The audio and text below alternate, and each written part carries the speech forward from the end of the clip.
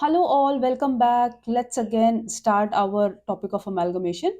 हम लोगों ने लास्ट क्लासेस में कुछ क्लासेस में देखा था कि amalgamation in nature of purchase को जर्नलाइज कैसे किया जाता है, और उसके बाद हम लोगों ने परचेज कंसिडरेशन को सॉल्व किया था इन फॉर्म ऑफ क्वेश्चंस, जहाँ पे मुझे क्वेश्चन में स्वैप रेशो गिवन थी और दूसरा केस जहाँ पे मुझे स्वैप रेशो नहीं दी हुई थी, वहाँ पे कैसे हमने इंट्रिंसिक वैल्यू को यूज करके अपनी परचेज कंसिडरेशन कंप्यूट करी थी। आज हम लोग जर्नल एंट्रीज को ही दोबारा फर्दर देखेंगे, बट यहाँ पे जर्नल एंट्रीज होंगी in the books of transferee company और इन नेचर ऑफ मर्जर के केस में, जहां पे हमारा नेचर ऑफ अमेलगमेशन है मर्जर का। ठीक हो गया? तो अब हम लोग इसको स्टार्ट करते हैं। जहां जहां पे डिफरेंस है मैंने इसको इस फॉर्मेट में रखा हुआ है सो दैट हम लोग क्लियरली देख पाए कि हमारा डिफरेंस क्या है इन नेचर ऑफ परचेज और इन नेचर ऑफ मर्जर। पहली एंट्री बिल्कुल सेम है हमारी in case of merger also और in case of purchase also. जब हमने परचेज करा था तो हमने एंट्री डाली थी business purchase account debit to liquidator of old company. Likewise हम यहाँ पे एंट्री डाल रहे हैं business merger debit to liquidator of old company. Word सिर्फ परचेज और मर्जर का फर्क आया है। दूसरी एंट्री हम लोगों ने ली थी जहां पे बिजनेस टेक ओवर हुआ था, और मैंने आपको बताया था बिजनेस टेक ओवर होने का मतलब एसेट्स और लाइबिलिटीज का टेक ओवर होना। तो पुराने केस में माने कि नेचर ऑफ परचेज के केस में हमारी एंट्री डली थी sundry asset account debit to sundry liabilities to purchase consideration. जो भी डिफरेंस आता था पर हमारा एसेट्स और लाइबिलिटीज और परचेज कंसिडरेशन के बीच में, अगर हमारे को गेन होता था तो हम उसे कैपिटल रिजर्व में डालते थे, अगर हम कुछ एक्सेस पे करते थे तो वो होता था ऑन अकाउंट ऑफ गुडविल। ध्यान रखने वाली बात ये थी कि amalgamation in nature of purchase के केस में हम लोग रिजर्व्स को टेक ओवर नहीं करते थे, लेकिन in the case of merger where amalgamation is in nature of merger हम लोग रिजर्व्स को भी टेक ओवर करेंगे, लेकिन जो हमारे रेवेन्यू रिजर्व्स हैं उनको टेक ओवर नहीं किया जाएगा। So let's look at the entry.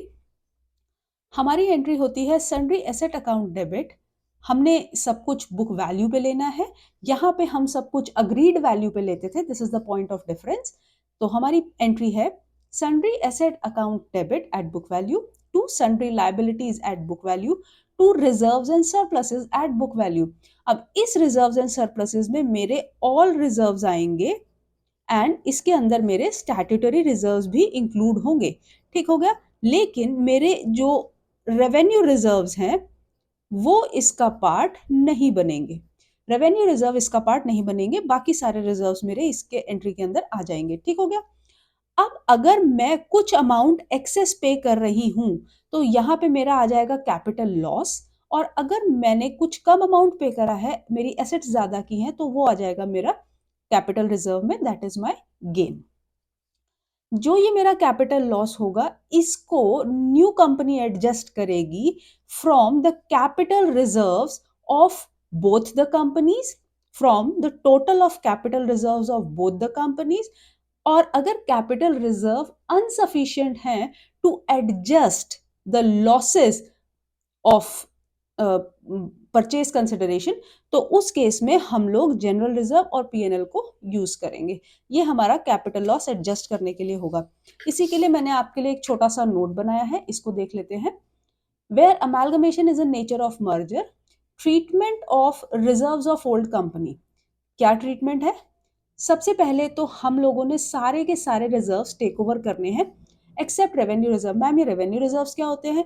तो हमारा जो जनरल रिजर्व आप देखते हो और जो आपको पीएनएल दिखाई देता है लाइबिलिटी साइड में, वो हमारा जनरल रिजर्व्स की कैटेगरी में, रेवेन्यू रिजर्व्स की कैटेगरी में सॉरी आता है।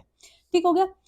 उसके बाद बोलते हैं अगर परचेज कंसिडरेशन पेड मेरी ज्यादा है, ये रही मेरी परचेज कंसिडरेशन, अगर ये पेड परचेज कंसिडरेशन ज्यादा है from the amount of share capital, जितना मैं उनसे अक्वायर कर रही हूं, मतलब मैंने पे ज्यादा किया और मुझे लेना कम था, तो उस केस में जो भी डिफरेंस होगा वो एडजस्ट होगा पहले capital reserve of both the companies, और उसके बाद अगर कैपिटल रिजर्व सफिशिएंट नहीं है from revenue reserves of both the companies, capital reserve and then revenue reserve. इसी सीक्वेंस में हम लोग अपने कैपिटल लॉस को एडजस्ट करेंगे। ठीक हो गया? अब चलते हैं थोड़ा सा आगे। थर्ड एंट्री हमारी लिक्विडेटर को पेमेंट की थी, हमने किस किस फॉर्म में लिक्विडेटर को पे करा है, एग्जैक्टली एंट्री सेम चलेगी, देयर इज नो डिफरेंस।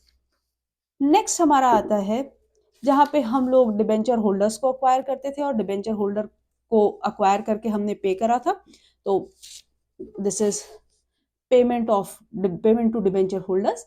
तो हमारी एंट्री होती थी debenture holders account debit at agreed value, जिस भी वैल्यू पे हम उनको अग्री कर रहे हैं, to new debenture paid up value.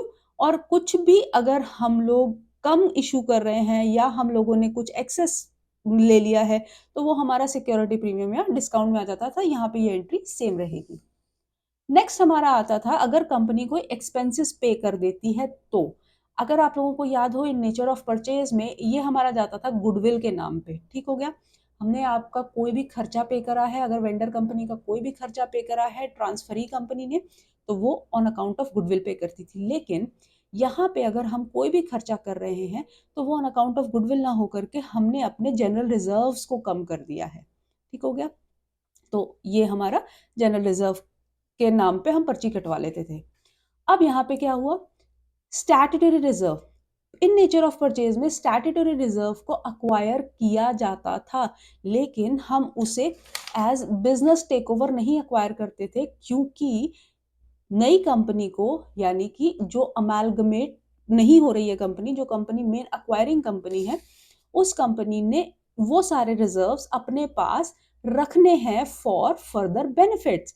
तो इसीलिए इन स्टैट्यूटरी रिजर्व्स को सेपरेटली अक्वायर किया जाता था और उसकी एंट्री होती थी amalgamation adjustment debit to statutory reserve for the number of period so required.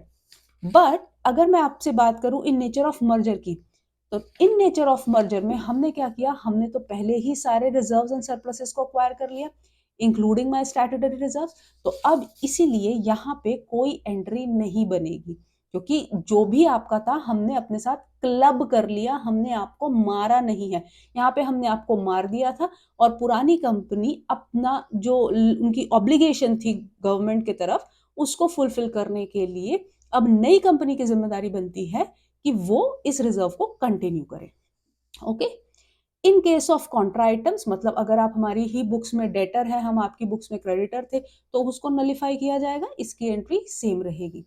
For unrealised profit in stock, आप हमसे कुछ सामान खरीदते थे, हम आपके लिए सेलर, आप हमारे लिए परचेजर, तो इस केस में जो हमारे पास जो स्टॉक था, मतलब जो पुरानी कंपनी का जो स्टॉक उसके पास पड़ा था, अब क्योंकि उसने नई कंपनी से खरीदा था, तो उसमें जो प्रॉफिट एलिमेंट था नई कंपनी का, बची हुई कंपनी का, उसको हटाना था, तो गुडविल टू स्टॉक करते थे। लेकिन यहाँ पे किस नाम से हटेगा unrealised profit, general reserve to stock, ठीक हो गया। ये थी मेरी सारी की सारी एंट्रीज। अब इसके लिए मैं आपको अगले वीडियो में एक क्वेश्चन करवा रही हूँ और वो वीडियो आप लोग ध्यान से देखिएगा। Thank you.